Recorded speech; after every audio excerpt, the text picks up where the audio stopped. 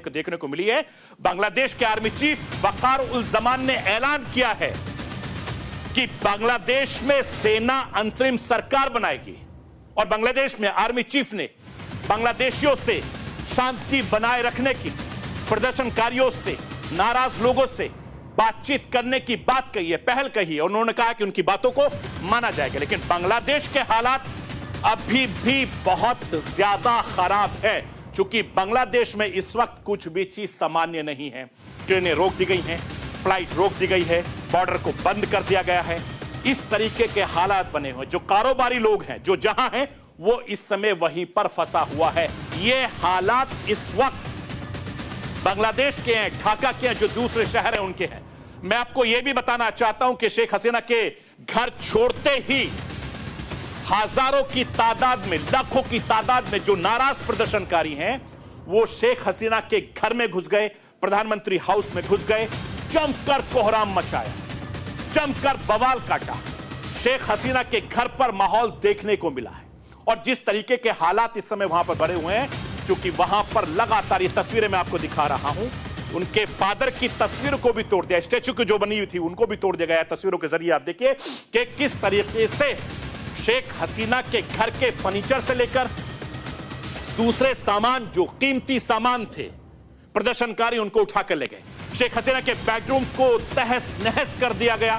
प्रदर्शनकारी इतने ज्यादा गुस्से में हैं कि बांग्लादेश के राष्ट्रपति कहे जाने वाले बंगबंधु शेख मुजीबुर रहमान की मूर्ति पर चढ़कर हथौड़े चला रहे हैं। तस्वीरें लगातार मैं आपको दिखा रहा हूं। यह सरकारी नौकरी में आरक्षण खत्म करने को लेकर शेख हसीना की इस्तीफे की मांग पर अड़े थे और बांग्लादेश में जिस तरीके के हालात हैं, प्रदर्शनकारी सत्तारूढ़ पार्टी के समर्थकों के बीच हिंसा देखने को मिली है। अब तक लगभग 20 पुलिसकर्मियों से लेकर 100 से ज्यादा लोगों की मौत की खबर है, सैकड़ों लोग घायल हैं।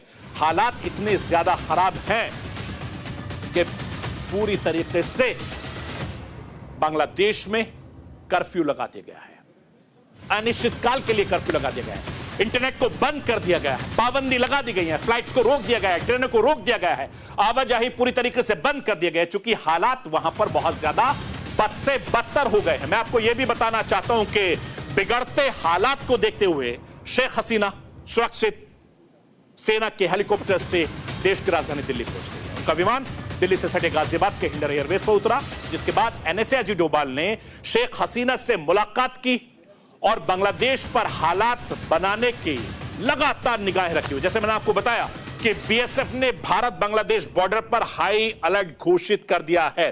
बीएसएफ जवानों की गश्त सीमा पर और तेजी कर दी है और लेकिन इन सब के बीच जो आरक्षण की एक आग, एक चिंगारी जो वहां पर किस तरीके से बांग्लादेश की पीएम शेख हसीना का तख्ता पलट कर दिया, वो जानना बहुत जरूरी है कि स्टूडेंट्स मूवमेंट ने किस तरीके से 15 साल से सत्ता पे काबिज शेख हसीना को उतार कर हटा दिया। वो राष्ट्र की आवाज के जरिए आपको मैं बताना, दिखाना, समझाना चाहता हूं। जरा समझिए कि तख्ता पलट की पूरी टाइमलाइन किस तरीके से बनी थी, किस तरीके से एक लंबी प्लानिंग के जरिए वहां पर यह सब काम हुआ। 5 जून को ढाका हाईकोर्ट ने स्वतंत्रता सेनानियों के परिजन के लिए आरक्षण की व्यवस्था को फिर से लागू करने का आदेश दिया था। इससे पहले शेख हसीना सरकार ने 2018 में आरक्षण इस व्यवस्था पर रोक लगा दी थी और हाईकोर्ट के फैसले के बाद अंदर ही अंदर उठे विरोध की आवाज 1 जुलाई को खुलकर सामने आ गई और ढाका में बड़ी तादाद में छात्र सड़क पर उतरने को लगे।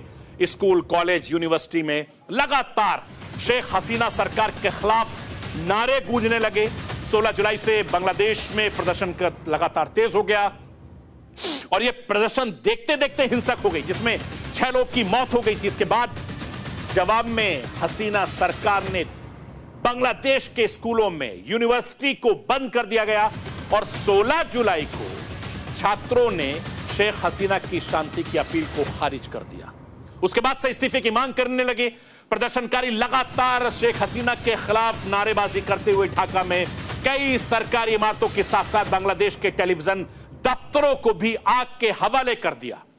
इसके अलावा 19 जुलाई को और ज्यादा हिंसक प्रदर्शन हुए, जिसमें 60 से ज्यादा लोग मारे गए थे और जुलाई 21 जुलाई को हिंसा को देखते हुए सुप्रीम कोर्ट ने हाई कोर्ट के फैसले को पलटा, 7% कोटा लागू कर दिया। लेकिन जो आलोचक थे वो ये फैसला नहीं मान रहे थे, उनको ये फैसला ठीक नहीं लगा था, क्योंकि 26 जुलाई को पुलिस ने छात्र आंदोलन से जुड़े 6 लोगों को हिरासत में लिया था। इसके अलावा 4 अगस्त को फिर से यह प्रदर्शन शुरू हुआ। हजारों की तादाद में नाराज प्रदर्शनकारियों ने लगातार फिर सड़क का रुख किया, सड़क पर उतर गए। नतीजा यह हुआ कि 14 पुलिसकर्मियों से लेकर 100 लोगों की मौत की खबर आ गई और 5 अगस्त को फाइनल विरोध का आह्वान किया गया। भारी भीड़ को देखते हुए शेख हसीना ने आनन फानन में इस्तीफा दे दिया, बांग्लादेश छोड़ दिया। सेना ने अंतरिम सरकार बनाने का ऐलान भी कर दिया। ये पूरा हालात वहां पर बने हुए हैं। जरा सोचिए कि स्टूडेंट्स के मूवमेंट ने किस तरीके से 15 साल की सरकार को उखाड़ कर फेंक दिया। ये बांग्लादेश के लोगों की नाराजगी थी, गुस्सा था, और इसीलिए शेख हसीना को इस्तीफा देने के बाद तुरंत अपनी जान बचाने